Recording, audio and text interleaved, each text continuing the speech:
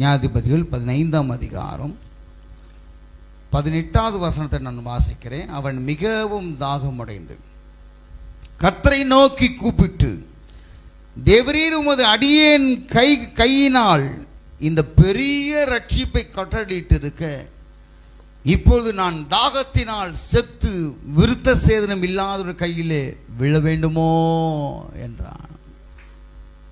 அவன் பிழைத்ததினாலே, லேகி என்கிற இடத்திலே அந்த பள்ளத்திலே தண்ணீர் வந்ததினாலே, பிளக்க பண்ணினதினாலே அதுக்கு என்ன பேர் வைச்சாராம்? கீழே எண்ணகோரி என்று பேர் வைத்தான்.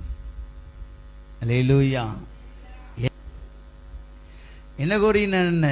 ஒரு புதிய வாழ்வு, புதிய மகிமை, புதிய செழிப்பு, புதிய களிப்பு, ஒரு புதிய மகிழ்ச்சி, புதிய சந்தோஷம். அப்படி என்று சொன்னால் இந்த ஆண்டு எல்லாமே புதியவைகளாய் மாறப் போகிறது.